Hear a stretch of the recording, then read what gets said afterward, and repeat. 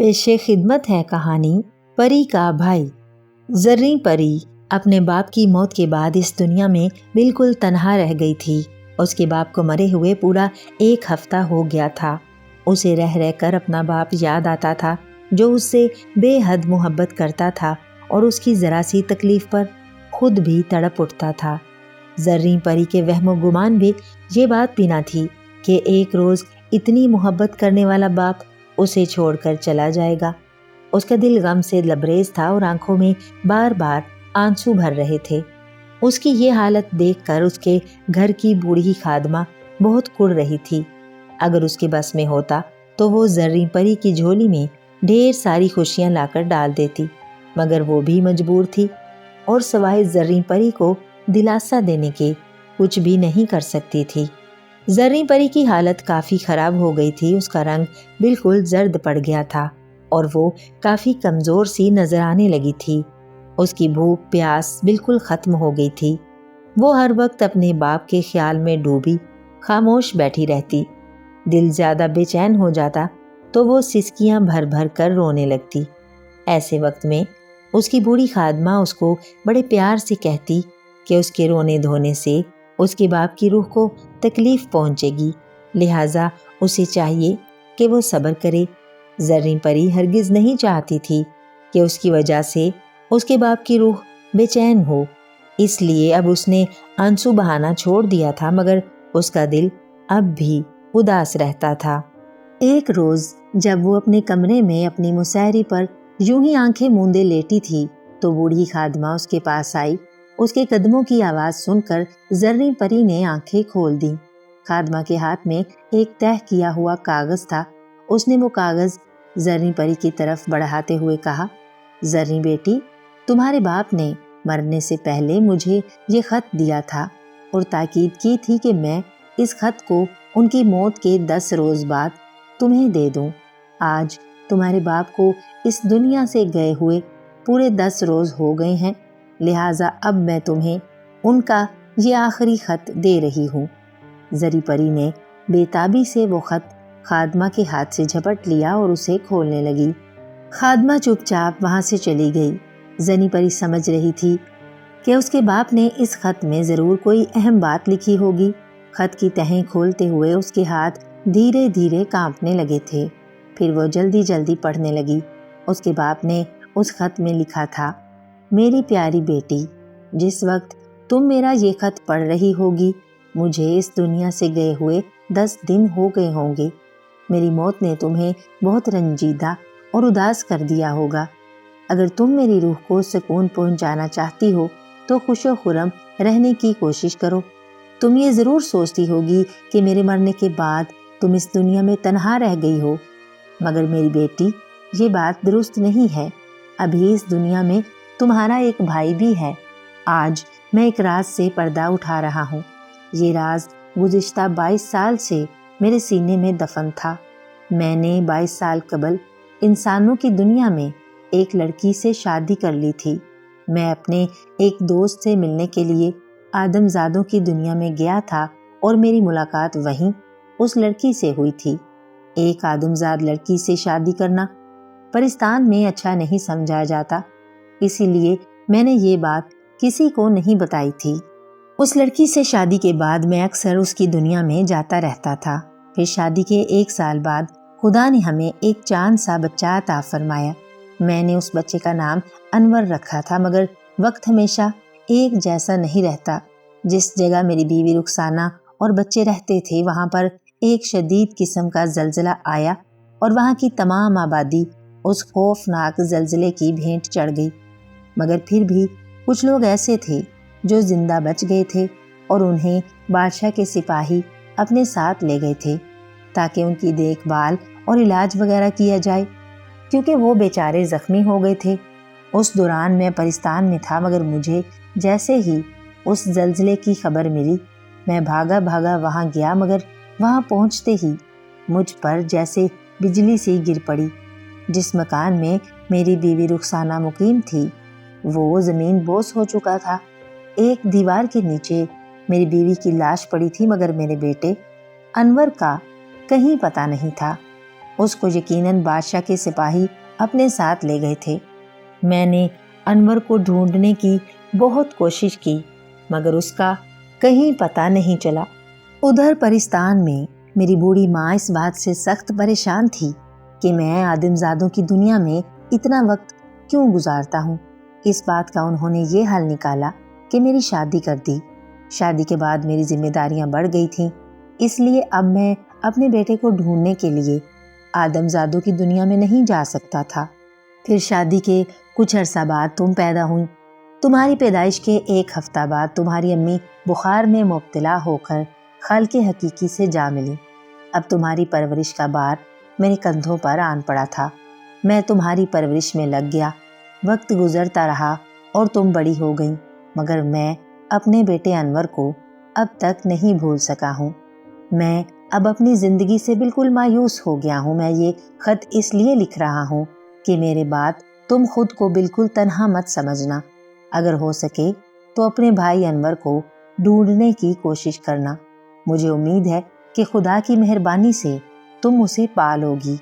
ظاہر ہے تم انور کی شکل سے ناواقف ہوگی، اس لیے یہ ضروری ہے کہ میں تمہیں اس کی پہچان کی ایک نشانی بتا دوں۔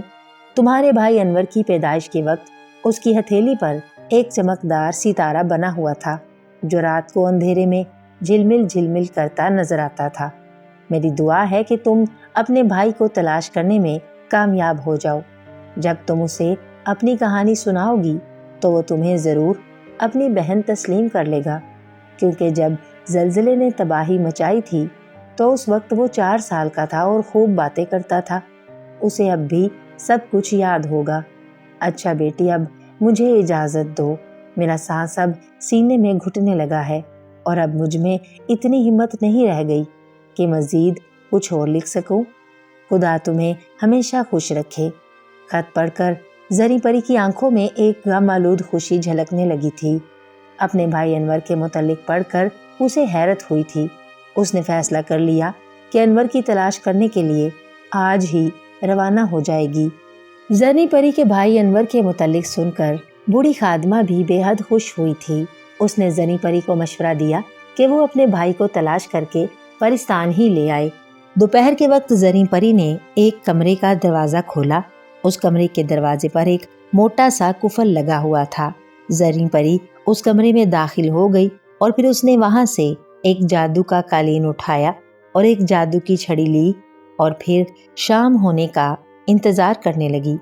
شام کو اس نے اپنے سفر کا آغاز کیا اور جادو کے قالین پر بیٹھ کر انسانوں کی دنیا کے اس شہر کی جانب روانہ ہو گئی جہاں پر اس کا بھائی تھا۔ اس نے یہ قالین اس لیے لیا تھا تاکہ وہ اپنے بھائی انور کو اس پر بٹھا کر اپنے ساتھ پرستان لا سکے۔ انور بیچارہ تو اڑ نہیں سکتا تھا اور پھر اگر وہ گھوڑے پر سفر کرتا تو پرستان پہنچتے پہنچتے کئی ہفتے لگ جاتے۔ زری پری اڑتے ہوئے قالین پر بیٹھی ہوئی جانے کیا سوچ رہی تھی۔ قالین کی رفتار بہت تیز تھی اور زری پری کے سنہرے پر ہوا کے زور سے پھڑپھڑا رہے تھے۔ سورج کو غروب ہوئے کافی دیر ہو گئی تھی اور آہستہ آہستہ رات کی تاریکی نے اپنے پر پھیلانے شروع کر دیے تھے۔ زری پری نے کچھ دیر بعد نیچے جھانک کر دیکھا۔ وہ کسی شہر پر سے گزر رہی تھی۔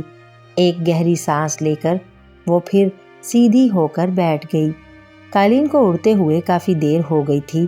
آسمان پر چاند پوری آب و تاب سے چمکنے لگا تھا اور ستارے جھلملانے لگے تھے۔ زری پری نے اندازہ لگایا کہ آدھی رات گزر چکی ہے۔ اسے اب نیند آ رہی تھی مگر وہ منزل کے قریب آ کر سونا نہیں چاہتی تھی۔ نیند سے بچنے کے لیے وہ آنکھیں پھاڑ پھاڑ کر اندھیرے میں گھورنے لگی۔ تھوڑی دیر بعد قالین نیچے اترنے لگا۔ زری پری سنبھل کر بیٹھ گئی۔ قالین زمین پر اتر چکا تھا۔ زری پری نے قالین کو لپیٹ کر اپنے ہاتھوں میں اٹھا لیا اور اپنے ارد گرد دیکھنے لگی۔ وہ ایک گلی میں کھڑی تھی۔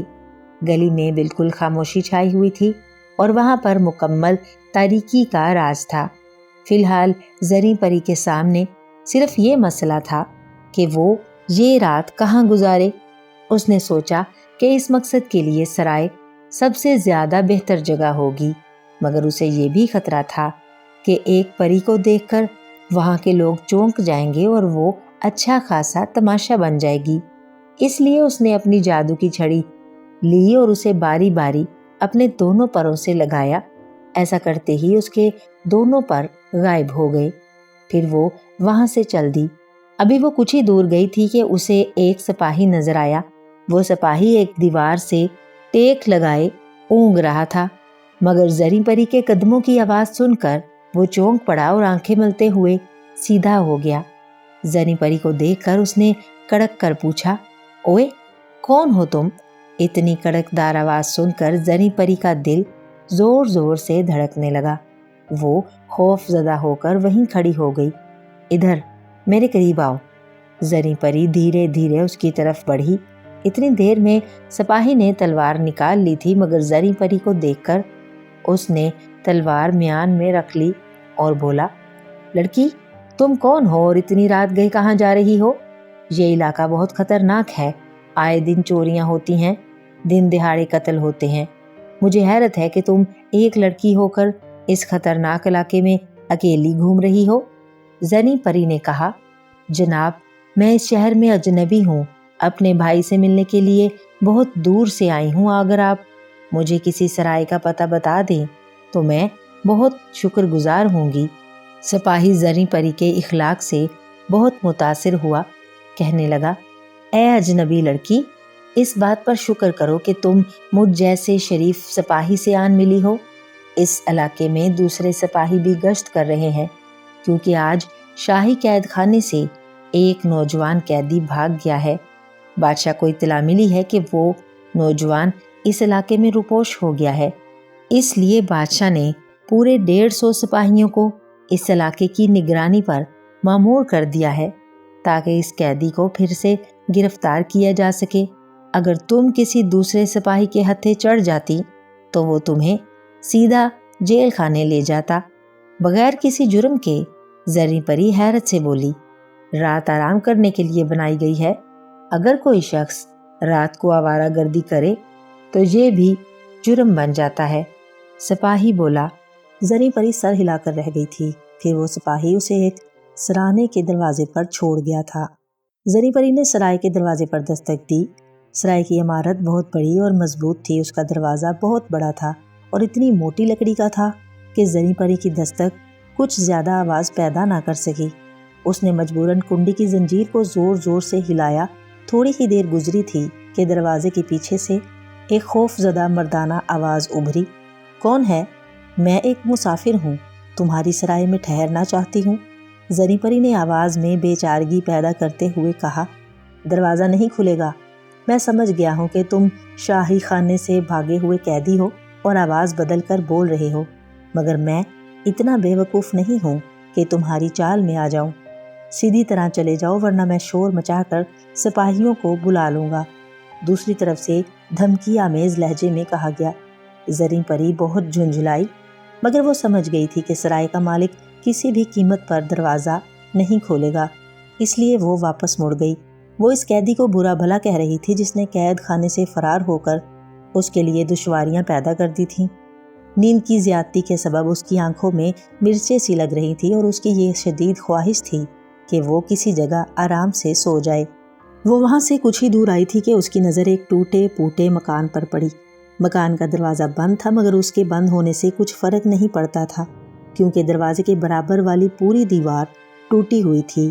مکان کے اس پاس لمبی لمبی گھاس تھی، جو اس بات کا ثبوت تھی کہ مدتوں سے کسی نے اس جگہ کا رخ نہیں کیا ہے۔ زریں پری نے فیصلہ کیا کہ وہ رات اس مکان میں بسر کرے گی۔ اسے بستر وغیرہ کی پرواہ نہیں تھی، وہ اپنا قالین بچھا کر سو سکتی تھی۔ وہ مکان کی طرف بڑھی، لمبی لمبی گھاس کو عبور کر کے وہ دیوار کے ٹوٹے ہوئے حصے سے اندر داخل ہوئی، اور ابھی اس نے پہلا ہی قدم اٹھایا تھا کہ چاند کی دودھیا روشنی میں ایک الجھے ہوئے بالوں والے نوجوان کو اپنی طرف گھورتے ہوئے دیکھ کر اس کی چیخ نکل گئی۔ وہ نوجوان کچی زمین پر پاؤں پھیلائے بیٹھا تھا۔ زریں پری کمزور دل کی مالک نہیں تھی، مگر اس نوجوان کو یوں اچانک اپنے سامنے دیکھ کر وہ ڈر گئی تھی۔ قالین اور جادو کی چھڑی اس کے ہاتھ سے چھوٹ کر زمین پر گر پڑی اور وہ چلاتے ہوئے واپس بھاگی۔ وہ نوجوان غرا کر اٹھا اور زریں پری کے پیچھے دوڑا۔ زریں پری کی چیخیں رات کے سناٹے میں دور تک پہنچ رہی تھی، مگر وہ تھوڑی ہی دور گئی تھی کہ اس نوجوان نے اسے پکڑ لیا۔ زریں پری سمجھ گئی کہ اب اس کی خیر نہیں۔ یہ نوجوان یقیناً شاہی قید خانے سے بھاگا ہوا مجرم ہے اور اب اسے قتل کر دے گا۔ موت کا خیال آتے ہی اس نے اپنی آنکھیں بند کر لیں اور بڑے دکھ کے ساتھ سوچنے لگی کہ اب وہ اپنے بھائی انور کو کبھی نہ دیکھ سکے گی۔ اچانک اس کے کانوں سے اس نوجوان کی آواز ٹکرائی، بے وقوف لڑکی، کیا میں شکل سے بھوت نظر آتا ہوں؟ تم مجھے دیکھ کر بلی کی طرح چلانے کیوں لگی تھی؟ زری پری کی آنکھوں میں آنسو تیرنے لگے۔ اسے آج تک کسی نے بھی بلی نہیں کہا تھا۔ اسے روتا دیکھ کر اس نوجوان نے اس کا ہاتھ چھوڑ دیا اور پھر اس سے کچھ کہنے کے لیے منہ کھولا ہی تھا کہ اسے اپنے پیچھے کسی کی موجودگی کا احساس ہوا۔ وہ چونک کر گھوما اور پھر حیرت سے اچھل پڑا۔ گھوڑے پر ایک خوبصورت نوجوان بیٹھا ہوا تھا۔ شکل و صورت سے وہ شہزادہ معلوم ہوتا تھا۔ وہ اپنے گھوڑے سے نیچے اتر آیا اور ان دونوں کے قریب آ کر بولا، اصغر، میں تمہیں تلاش کرتے کرتے تھک گیا تھا۔ مایوس ہو کر میں محل کا رخ کرنے ہی والا تھا کہ میری سماعت سے اس لڑکی کی آوازیں ٹکرائیں۔ میں ان چیخوں کا سبب معلوم کرنے ادھر چلا آیا اور اب خدا کا شکر ہے کہ تم مجھے مل گئے ہو۔ وہ نوجوان جس کا نام اصغر تھا بڑی اداسی سے بولا، شہزادے اکبر، میں بے گناہ ہوں۔ میں نے ہرگز تمہاری امی کو زہر نہیں دیا تھا۔ یہ سب سازش اس مکار وزیر کی ہے، مگر تمہارے ابا نے میری ایک نہ سنی اور مجھے قید خانے میں ڈال کر میری موت کا حکم دے دیا۔ یقین کرو میں جیل سے اس لیے نہیں بھاگا ہوں کہ مجھے زندگی عزیز ہے یا میں موت سے ڈرتا ہوں۔ میں تو صرف اپنی بے گناہی ثابت کرنا چاہتا ہوں۔ بادشاہ سلامت نے مجھے اپنے بیٹوں کی طرح پالا ہے۔ مجھے انہوں نے اس وقت سہارا دیا تھا جب میں صرف 4 سال کا تھا اور میری امی ایک خوفناک زلزلے کی نظر ہو گئی تھی۔ میں بادشاہ سلامت کو اپنا باپ اور ملکہ صاحبہ کو اپنی ماں سمجھتا تھا۔ تم ہی بتاؤ، بھلا کوئی اپنی ماں کو بھی قتل کر سکتا ہے؟ اصغر کی باتیں سن کر زری پری کے ذہن میں آندھیاں سی چلنے لگیں۔ اس نے اصغر کو آنکھیں پھاڑ پھاڑ کر دیکھا اور پھر سوچنے لگی کہ کیا یہی اس کا بھائی ہے؟ شہزادہ اکبر نے افسردہ ہو کر کہا، اصغر، مجھے تمہاری بے گناہی پر پورا یقین ہے، مگر وہ وزیر بہت چالاک اور عیار ہے۔ ہم دونوں مل کر اس کی عیاری کا پردہ چاک کریں گے۔ پھر ابا جان کو یقیناً پتہ چل جائے گا کہ مجرم تم نہیں، وہ وزیر ہے۔ پھر شہزادہ اکبر نے زری پری کو دیکھتے ہوئے کہا، اصغر، یہ لڑکی کون ہے؟ اصغر نے نفی میں گردن ہلاتے ہوئے کہا، میں بھی نہیں جانتا کہ یہ لڑکی کہاں سے ٹپکی ہے۔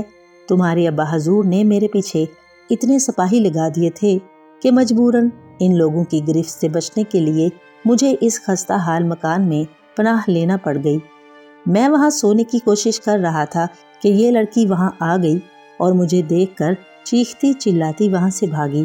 میں اس کے پیچھے دوڑا تاکہ اسے بتا سکوں کہ میں انسان کا بچہ ہی ہوں، بھوت پریت نہیں ہوں۔ اب یہ لڑکی ہی بتائے گی کہ یہ کون ہے۔ پھر اصغر نے زری پری سے پوچھا، لڑکی، تم کون ہو؟ زری پری نے کہا، میں تمہارے اس سوال کا جواب تمہارے ہاتھ کی ہتھیلی دیکھ کر بتاؤں گی۔ یہ دیکھ کر اس نے اصغر کے دونوں ہاتھ اپنے سامنے پھیلائے اور پھر یہ دیکھ کر اس کی خوشی کی کوئی انتہا نہ رہی کہ اصغر کے سیدھے ہاتھ کی ہتھیلی پر ایک ننھا سا ستارہ چمک رہا تھا۔ وہ اس کے ہاتھ چھوڑ کر اصغر سے لپٹ گئی اور پھر پھوٹ پھوٹ کر رونے لگی۔ اصغر اور شہزادہ اکبر حیرت سے زری پری کو دیکھ رہے تھے۔ کچھ دیر کے بعد اصغر نے بھرائی ہوئی آواز میں کہا، ننھی لڑکی، مجھے وجہ تو بتاؤ کہ اس ستارے کو دیکھ کر تمہیں رونا کیوں آ گیا ہے؟ اچھا، اب تم رونا بند کرو، پہلے اپنی گردن بچانے کی کوشش کرو۔ شہزادہ اکبر نے کہا، اگر سپاہیوں کی نظر میں آ گئے تو پھر جان بچانا پھر مشکل ہو جائے گی۔ ابا حضور تم سے سخت ناراض ہیں اور تمہیں دیکھتے ہی قتل کروا دیں گے۔ اصغر کی سمجھ میں یہ بات آ گئی تھی۔ اس نے آہستگی سے زری پری کو خود سے علیحدہ کیا اور پھر اسی مکان کی طرف بڑھ گیا جہاں پر اس نے پہلے پناہ لے رکھی تھی۔ شہزادہ اکبر اور زری پری بھی اس کے پیچھے روانہ ہو گئے۔ شہزادہ اکبر نے اپنا گھوڑا مکان کے دروازے کی کنڈی سے باندھا، زری پری نے اپنا قالین نیچے بچھایا اور پھر وہ تینوں اس پر بیٹھ گئے۔ جب وہ اطمینان سے بیٹھ گئے تو اصغر نے بڑی سنجیدگی سے کہا، ہاں تو لڑکی، اب بتاؤ کہ تم کون ہو؟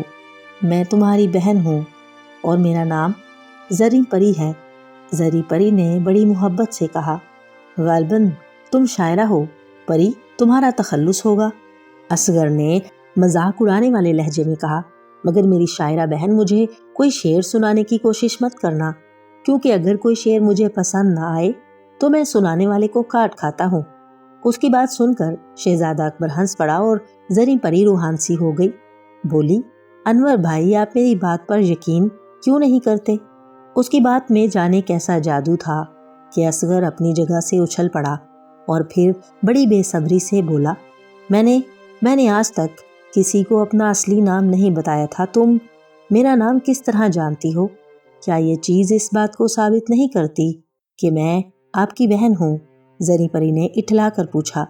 مگر میں اچھی طرح جانتا ہوں کہ میری کوئی بہن نہیں تھی، اصغر نے خشک لہجے میں کہا۔ زریں پری نے ایک لمحہ کچھ سوچا اور پھر اسے اپنی کہانی سنانے لگی۔ پھر اس نے اصغر کو وہ خط بھی دکھایا جو اس کے باپ نے مرتے ہوئے لکھا تھا۔ اس کی تمام کہانی سن کر اصغر نے زریں پری کو محبت سے لپٹا لیا اور بولا، میری پیاری بہن، تم بہت باہمت لڑکی ہو، تم نے آخر مجھے ڈھونڈ ہی نکالا۔ اگر تم مجھے نہ ملتی تو میں ہمیشہ اس بات سے بے خبر رہتا کہ میری اس دنیا میں اتنی پیاری سی بہن بھی ہے، لیکن افسوس اس بات کا ہے کہ میں ابا سے کبھی نہ مل سکوں گا۔ مگر انور بھائی، آپ کے پیچھے سپاہی کیوں لگے ہوئے ہیں؟ زریں پری نے پوچھا۔ یہ ایک دردناک کہانی ہے، اصغر ایک آہ بھر کر بولا۔ میں تمہیں شروع سے تمام واقعات سناتا ہوں۔ یہ اس روز کا واقعہ ہے جب شہر میں زلزلہ آیا تھا۔ میں تقریباً 4 سال کا تھا۔ اس روز میں اپنے ابا کا بہت بے چینی سے انتظار کر رہا تھا، کیونکہ انہوں نے میرے لیے بہت سارے کھلونے اور مٹھائیاں لانے کا وعدہ کیا تھا۔ وہ پرستان میں رہتے تھے اور اس لیے وہ بہت دنوں بعد گھر پر آتے تھے۔ امی شام کے کھانے کی تیاریوں میں مصروف ہو گئیں اور میں گلی کے بچوں کے ساتھ کھیلنے لگا کہ ایک دم سے ایسا محسوس ہوا جیسے ہمیں پکڑ کر کسی نے جھنجھوڑ دیا ہو۔ پھر دھماکے سے ہوئے مکانات کی چھتیں گرنے لگیں اور ہر طرف گرد و غبار چھا گیا۔ اچانک ہی میرے سر پر کوئی چیز لگی اور پھر مجھے کچھ ہوش نہ رہا۔ جب میری آنکھ کھلی تو میں شاہی محل میں تھا۔ میرا سر زخمی ہو گیا تھا۔ ملکہ اور بادشاہ سلامت میرے پلنگ کے قریب کھڑے مجھے محبت بھری نظروں سے دیکھ رہے تھے۔ میں نے وہاں پر ایک اپنا ہم عمر لڑکا بھی دیکھا تھا، وہ بادشاہ اور ملکہ کا بیٹا تھا، اور اب تم اسے شہزادہ اکبر کے روپ میں دیکھ رہی ہو۔ زریں پری نے شہزادہ اکبر کو دیکھا، وہ سر جھکائے اصغر کی باتیں سن رہا تھا۔ اصغر نے پھر کہا، میری امی اللہ کو پیاری ہو گئی تھی، میں نے بادشاہ سلامت کو بتا دیا تھا کہ میرے ابا پرستان میں رہتے ہیں۔ بادشاہ سلامت نے بہت کوشش کی کہ میرے ابا مل جائیں، مگر بہت ڈھونڈنے کے بعد بھی کامیابی نہ ہوئی۔ میں صرف 4 سال کا تھا اور ہر وقت امی اور ابا کو یاد کر کے روتا رہتا تھا۔ ملکہ صاحبہ مجھ سے بہت محبت کرتی تھیں اور پھر آخر انہوں نے مجھے اپنا بیٹا بنانے کا فیصلہ کر لیا۔ بادشاہ سلامت بھی ان کے اس فیصلے سے بہت خوش ہوئے اور مجھے بھی اکبر کی طرح اپنا ہی بیٹا سمجھنے لگے۔ آہستہ آہستہ میں اپنی امی اور ابا کو بھولتا گیا اور پھر میں جوان ہو گیا۔ میری پرورش شہزادوں ہی کی طرح ہوئی تھی اور میں اور شہزادہ اکبر ایک دوسرے سے بالکل سگے بھائیوں کی طرح محبت کرتے تھے۔ میرا اصلی نام تو انور ہی تھا، مگر ملکہ صاحبہ نے مجھے اصغر کہنا شروع کر دیا، کیونکہ اکبر اور اصغر بہت ملتے جلتے نام ہیں۔ زریں پری نے اس کی بات بیچ میں سے کاٹتے ہوئے کہا، مگر اصغر بھائی، جب ملکہ اور بادشاہ آپ کو اپنی اولاد کی طرح چاہتے تھے تو پھر اب بادشاہ سلامت آپ کے خلاف کیوں ہو گئے ہیں؟ میں تمہیں اسی کے متعلق بتانے جا رہا ہوں۔ اصغر نے ایک گہری سانس لے کر کہا، ہوا یوں کہ بادشاہ سلامت کا وزیر ایک نہایت خراب شخص ہے۔ وہ ویسے تو بادشاہ سلامت کا خیر خواہ ہے، مگر اس کی حقیقت کیا ہے یہ مجھے اس روز پتہ چلا جب وہ میرے پاس آیا۔ پہلے تو مجھ سے ادھر ادھر کی باتیں کرتا رہا، پھر بولا، اصغر، میں جانتا ہوں کہ بادشاہ تم سے اپنی اولاد جیسی محبت کرتا ہے اور تم بھی اسے اپنی باپ کی جگہ سمجھتے ہو، مگر اس بات کو یاد رکھنا کہ منہ بولے بیٹے کبھی اصلی اولاد کی جگہ نہیں لے سکتے۔ بادشاہ کی عمر کافی ہو گئی ہے، وہ چند سال کے بعد اپنا تخت و تاج اپنے سگے بیٹے شہزادہ اکبر کو سونپ دے گا، اور پھر اس کے بعد تمہاری حیثیت کیا رہ جائے گی؟ شہزادہ اکبر تمہیں ذرا سی بھی گھاس نہیں ڈالے گا، کیونکہ وہ سمجھتا ہے کہ تم اس کے حقیقی بھائی نہیں ہو۔ وہ یقیناً تمہیں محل سے نکال دے گا اور پھر تم در بدر کی ٹھوکریں کھاتے پھرو گے۔ لہٰذا تمہارے لیے بہتر ہے کہ تم میرا ساتھ دو۔ اگر تم نے میرے کہنے پر عمل کیا تو تمہاری زندگی نہایت عیش و آرام سے گزرے گی۔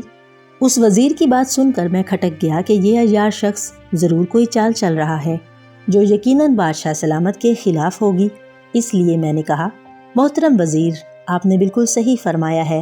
شہزادہ اکبر کے تخت و تاج سنبھالنے کے بعد میری موجودہ حیثیت بالکل ختم ہو جائے گی۔ مجھے اپنا مستقبل عزیز ہے، آپ مجھے جو رائے دیں گے میں اس پر عمل کروں گا۔ وزیر میری بات سن کر بہت خوش ہوا اور بڑی محبت سے بولا، میں نے بادشاہ کو ختم کرنے کا منصوبہ بنایا ہے، تم اسے قتل کر دو۔ شہزادہ اکبر ابھی صرف 20 سال کا ہے، وہ 25 سال کی عمر میں ہی حکومت کی باغ ڈور سنبھال سکتا ہے۔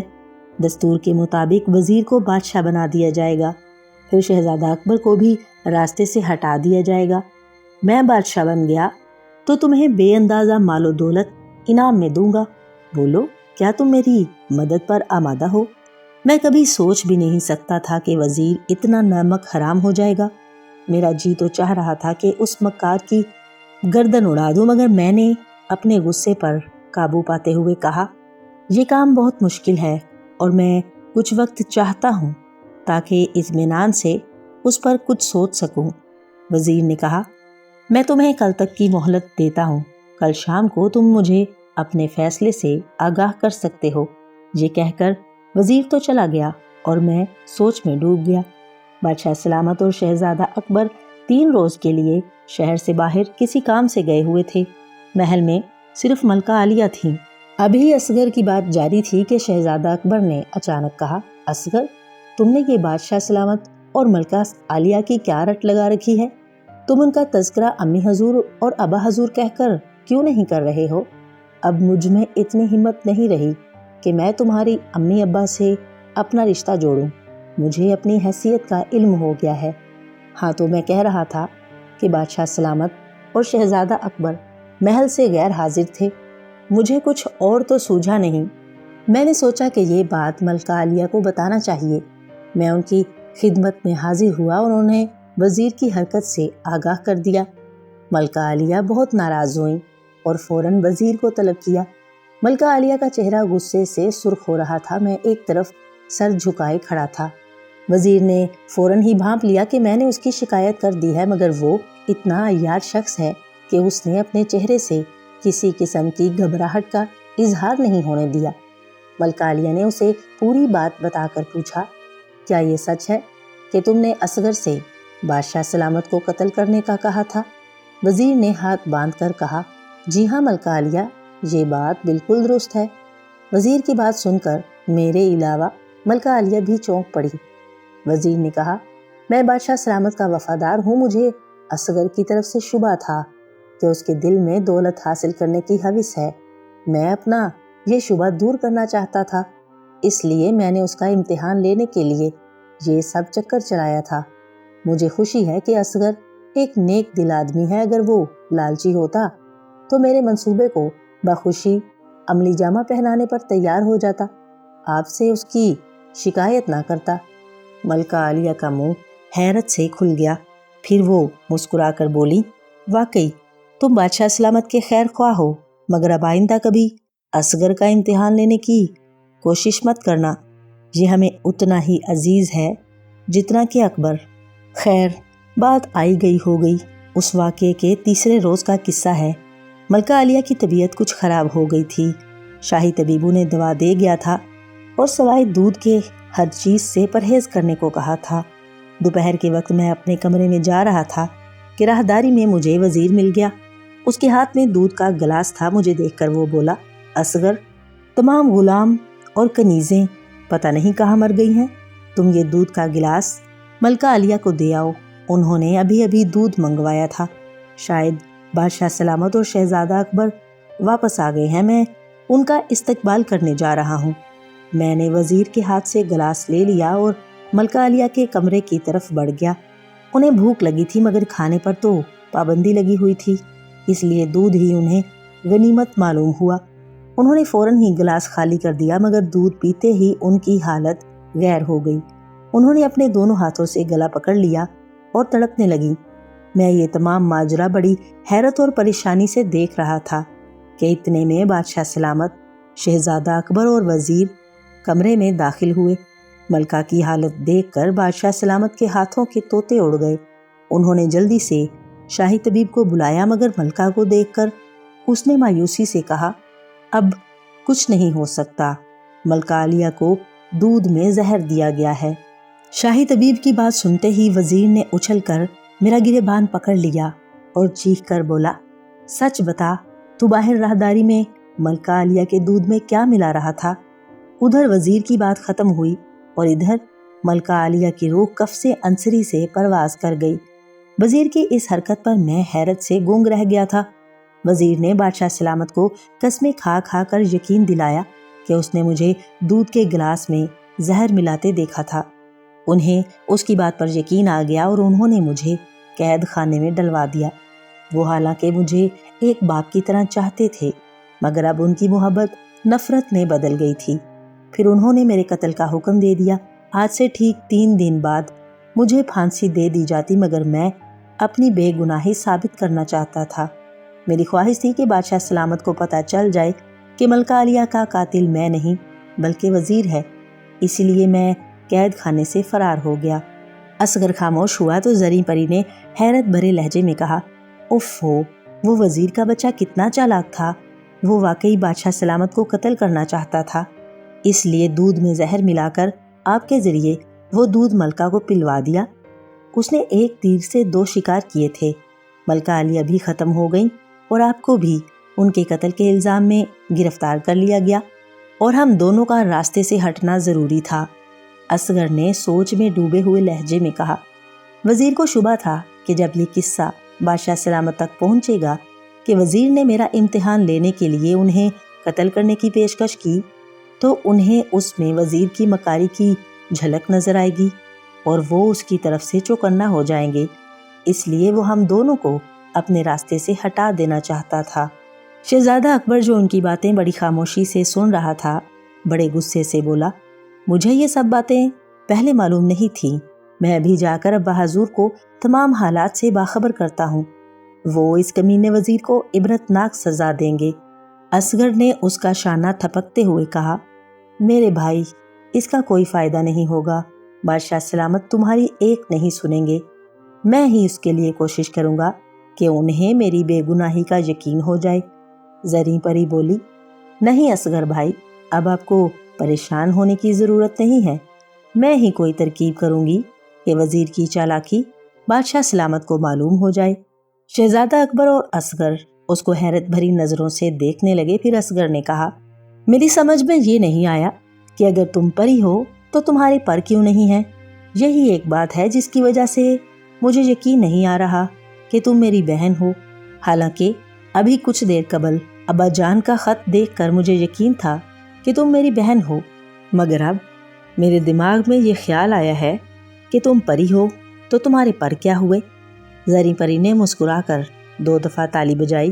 اس کے دونوں پر جو جادو کی چھڑی لگانے سے غائب ہو گئے تھے تالیاں بجانے سے پھر ظاہر ہو گئے اور چاند کی روشنی میں جھلمل جھلمل کرنے لگے۔ اصغر کی آنکھوں میں ایک چمک سی لہرائی اور اس نے میری بہن کہہ کر زریں پری کو گلے سے لگا لیا۔ زریں پری نے خدا کا شکر ادا کیا کہ اس کے بھائی نے اسے بہن تسلیم کر لیا ہے۔ اس نے اصغر کو بتایا، کیونکہ میں یہاں آپ کو تلاش کرنے آئی تھی اس لیے میں نے یہ ضروری سمجھا کہ اپنے پروں کو چھپا دوں، کیونکہ ایک پری کو دیکھ کر لوگوں کی اتنی بھیڑ لگ جاتی کہ میں اپنا کام آسانی سے انجام نہیں دے سکتی تھی۔ ابھی ان میں یہ باتیں ہو ہی رہی تھیں کہ اچانک وہاں پر ایک تیز آواز گونجی، اصغر، تم اس وقت 44 سپاہیوں کے نرغے میں ہو، تمہاری بہتری اسی میں ہے کہ تم چپ چاپ خود کو ہمارے حوالے کر دو، ورنہ 44 تلواریں تمہیں لمحہ بھر میں کاٹ کر رکھ دیں گی۔ یہ آواز سن کر تینوں اچھل پڑے۔ ٹوٹی ہوئی دیوار کے پاس شہر کا کوتوال کھڑا تھا۔ اس کے پیچھے بہت سارے سپاہی ہاتھوں میں ننگی تلواریں لیے اصغر کو خون خوار نظروں سے دیکھ رہے تھے۔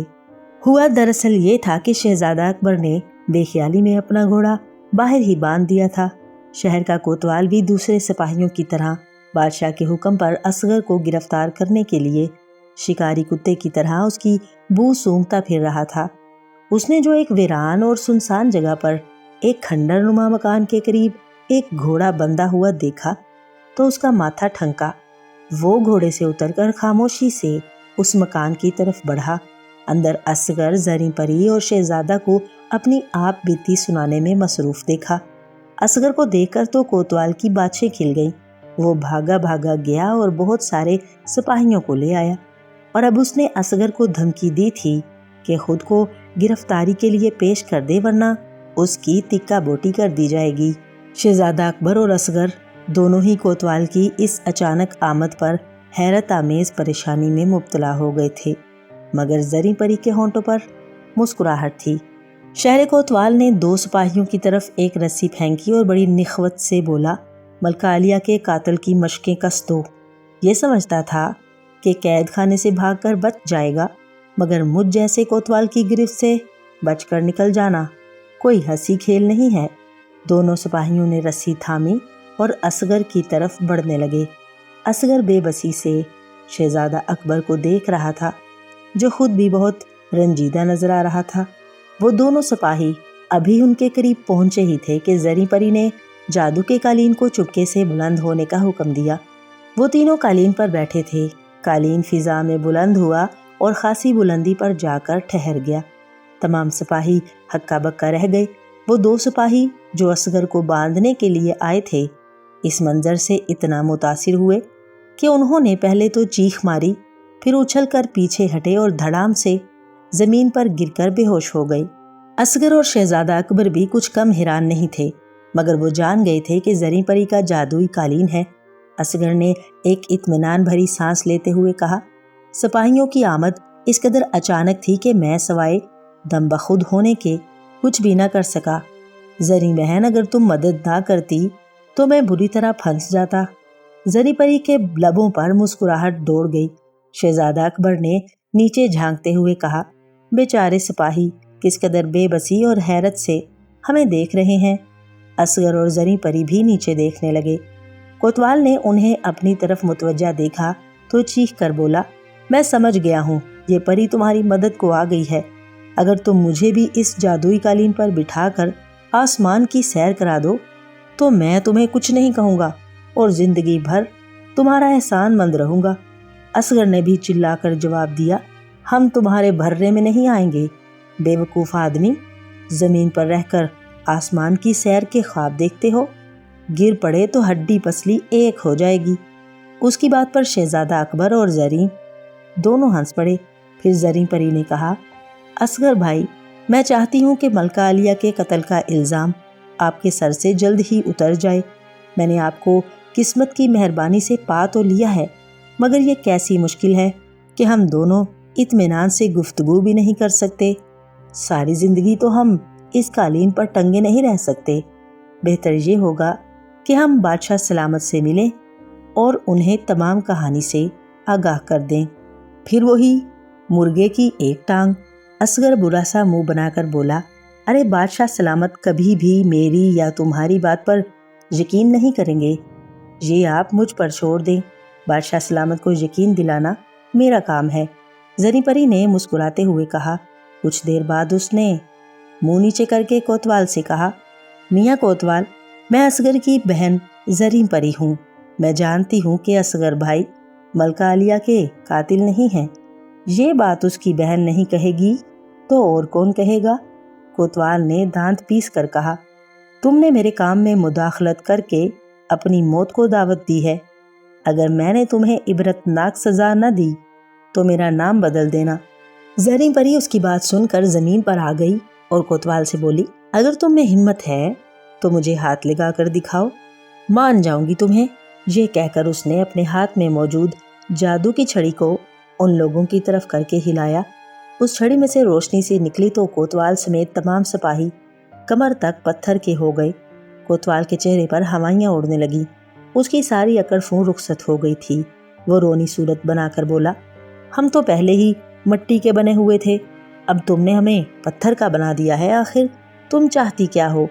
मैं चाहती हूँ कि बादशाह समेत तमाम लोगों की ये गलत फहमी ख़त्म हो जाए कि मेरे भाई ने मलका को जहर दिया है। जरी परी बोली, क्या तुम ये गलत फहमी हमें पत्थर का बनाकर दूर करना चाहती हो? कोतवाल ने घबराए हुए लहजे में कहा, नहीं, मैं तुम सबको अभी ठीक कर दूंगी, मगर इससे पहले तुम मेरा एक पैगाम सुन लो जो कि तुम्हें बादशाह तक पहुंचाना है। अपने बादशाह से कहना कि मैं एक इंसाफ पसंद परी हूँ और ये जानती हूँ कि मलका को जहर मेरे भाई ने नहीं दिया है, वो बिल्कुल बेगुनाह है। असली कातिल वजीर है और सज़ा उसी को मिलनी चाहिए, मगर उसका ठोस सबूत भी तो होना चाहिए। कोतवाल ने इसरार करते हुए कहा, सबूत भी दूंगी, मगर पहले तुम अपने सिपाहियों को यहाँ से चलता करो। ये कहकर जरी परी ने दोबारा अपनी जादू की छड़ी को हरकत दी। तमाम सिपाही दोबारा अपनी असली हालत में आ गए और फिर कोतवाल का इशारा पाते ही वो वहाँ से 9-2-11 हो गए। जरी परी ने उसे अपनी उंगली से उतार कर एक चमकदार रंगों वाली अंगूठी दी और कहा, ये अंगूठी सच और झूठ का पता चलाती है। अगर इस अंगूठी को वजीर के जिस्म से रगड़ा जाए तो अगर वो सच्चा है तो उसे कुछ नहीं होगा, लेकिन अगर वो मेरे भाई को फंसाने की कोशिश कर रहा है तो उसका चेहरा खरगोश के चेहरे में तब्दील हो जाएगा। तुम ये अंगूठी अपने पास रखो, मेरे ख्याल में ये सबूत काफ़ी होगा। कोतवाल ने जरी परी से वो अंगूठी ले ली और फिर उससे जाने की इजाज़त चाही। जब जरी कोतवाल को रुखसत करके वापस कालीन पर आई तो असगर ने उससे पूछा कि वो कोतवाल से क्या बातें कर रही थी। जरी परी ने मुख्तसरन उसे सब कुछ बता दिया। उन दोनों की समझ में कुछ भी नहीं आया। वो सोचने लगे कि जरी परी न जाने क्या करना चाहती है। जरी परी ने कालीन को महल की तरफ जाने का हुक्म दिया और खामोश होकर अंधेरे में घूरने लगी। बादशाह गहरी नींद सो रहा था। वो तीनों उसकी ख्वाबगाह में खड़े थे। उन्हें महल में आए ज़्यादा देर नहीं हुई थी। कालीन ने उन्हें महल की छत पर उतारा था और वो सीढ़ियों की मदद से नीचे आए थे। पहरेदारों ने उन्हें हैरत भरी निगाहों से देखा था, मगर शहजादा अकबर चूंकि उनके साथ था इसलिए वो कुछ बोले नहीं थे। जरी परी ने शहजादा अकबर को इशारा किया कि वो बादशाह को उठा दे। शहजादा अकबर बादशाह को उठाने लगा। असगर एक तरफ मुजरिमों की तरह सर झुकाए खड़ा था। थोड़ी सी कोशिश के बाद बादशाह बेदार हो गया। उसने हैरत भरी नज़रों से उन तीनों को देखा। असगर पर नज़र पड़ते ही वो झटके से बिस्तर पर उठकर बैठ गया, फिर लाल पीली आंखें करके धाड़ा, नमक हराम। जरी परी तड़प कर आगे बढ़ी और तलखी से बोली, मेरे भाई के साथ बहुत ज्यादतियां हुई हैं। इसके दुख सुन सुनकर मेरा दिल खून के आंसू रो रहा है। आपको कोई हक नहीं पहुंचता कि आप उससे ऐसे लहजे में गुफ्तगू करें। बादशाह ने अपनी खशमगी निगाहें जरी परी की तरफ फेरी और बोला, भाई, तुम इसको भाई कह रही हो, शायद तुम इसकी पूरी कहानी से वाकिफ नहीं हो। अरे इसने उस औरत को जहर दे दिया है जिसने माँ बनकर उसे पाला था। ये झूठ है, फरेब है। मेरा भाई वजीर की साजिश का शिकार हुआ है। जरी परी ने पुरजोर अल्फाज में कहा, आपने वजीर की बातों में आकर असगर भाई की एक ना सुनी और उन्हें कैद खाने में डलवा दिया। मैं चाहती तो असगर भाई को लेकर परिस्तान भी जा सकती थी, मगर मैं नहीं चाहती थी कि उन्हें बाद में एक कातिल की हैसियत से याद किया जाए। मैं ये साबित करके रहूँगी कि ये तमाम साजिश वजीर की है, फिर मैं और असगर भाई हमेशा के लिए यहाँ से चले जाएंगे। अगर आप सब कुछ अपनी आंखों से देखना चाहते हैं तो आपको मेरे साथ वजीर के घर चलना पड़ेगा। तुमने ये क्या बेसरोपा बातें शुरू कर दी हैं? बादशाह मुंह बिगाड़ कर बोला, इस वक्त वजीर के घर जाने से क्या होगा? अब्बा हजूर, आप कभी तो किसी की बात मान लिया करें। शहजादा अकबर ने तेजी से कहा, वजीर के घर जाने में हर्ज क्या है? वहां जाकर दूध का दूध और पानी का पानी हो जाएगा। बादशाह मजबूरन उनके साथ वजीर के घर जाने पर रजामंद हो गया। इतनी रात गए वो लोग बाहर जा रहे थे, इसलिए पहरेदारों में हलचल सी मच गई। फिर एक परी की मौजूदगी। انہیں مزید حیرت زدہ کر رہی تھی، مگر کسی میں بھی یہ ہمت نہ تھی کہ وہ کچھ پوچھنے کی جرأت کرتا۔ زری پری کا خیال تھا کہ کوتوال بادشاہ کے پاس جانے سے پہلے وزیر کے پاس جائے گا، کیونکہ اس نے کوتوال کی باتوں سے اندازہ لگا لیا تھا کہ وہ بھی ایک چالاک اور لالچی انسان ہے، اور یہ تھی بھی حقیقت۔ کوتوال پری سے مروب ہو گیا تھا، وہ ایک لالچی قسم کا انسان تھا، اس لیے یہ بات قرین قیاس تھی کہ وہ وزیر سے کچھ مال حاصل کرنے اور اس کی خوشنودی کی خاطر اسے تمام باتوں سے آگاہ کرے گا۔ زری پری ان کے درمیان ہونے والی گفتگو بادشاہ کو سنانا چاہتی تھی۔ اس نے راستے میں بادشاہ کو اصغر سے سنی ہوئی تمام کہانی تفصیل سے سنا دی تھی۔ یہ کہانی سن کر بادشاہ کی آنکھیں سوچ میں ڈوب گئی تھیں۔ پھر زری پری نے اسے بتایا کہ اس نے کوتوال کے ساتھ کیا چال چلی ہے۔ تھوڑی دیر بعد وہ لوگ وزیر کے مکان پر پہنچ گئے۔ وہ چاروں اس کے باغ میں داخل ہوئے اور ایک جگہ چھپ کر بیٹھ گئے۔ زیادہ دیر نہ گزری تھی کہ وہاں ایک گھڑ سوار آیا۔ وہ کوتوال تھا۔ اس نے وزیر کو آواز دے کر باہر بلایا۔ وزیر اس کی دوسری آواز پر ہی باہر نکل آیا تھا۔ وہ کوتوال کو دیکھ کر بے صبری سے بولا، کیا اصغر گرفتار ہو گیا؟ کوتوال نے نفی میں گردن ہلاتے ہوئے کہا، اصغر کو ایک پری مل گئی ہے۔ وہ پری جادو بھی جانتی ہے۔ اس نے مجھے اور میرے ساتھیوں کو آدھا پتھر کا بھی بنا دیا تھا۔ اس کے پاس جادوئی قالین بھی ہے اور وہ خود کو اصغر کی بہن بتاتی ہے۔ جب سے اصغر قید خانے سے بھاگا ہے، مجھے پل بھر کو بھی سکون نہیں ملا ہے، کیونکہ میں نے ہی اس کا راز افشا کیا تھا کہ اس نے ہی ملکہ کو زہر دیا ہے۔ اب مجھے خدشہ ہے کہ وہ مجھ سے انتقام لینے کے لیے نہ آ جائے۔ وہ پری اسے کہاں لے گئی ہے؟ وزیر نے پوچھا۔ کوتوال نے جواب دیا، یہ تو میں بھی نہیں جانتا، مگر اس کو اس بارے میں پورا یقین تھا کہ اصغر نے ملکہ عالیہ کو قتل نہیں کیا ہے۔ وہ اس کا ذمہ دار تمہیں ٹھہراتی ہے۔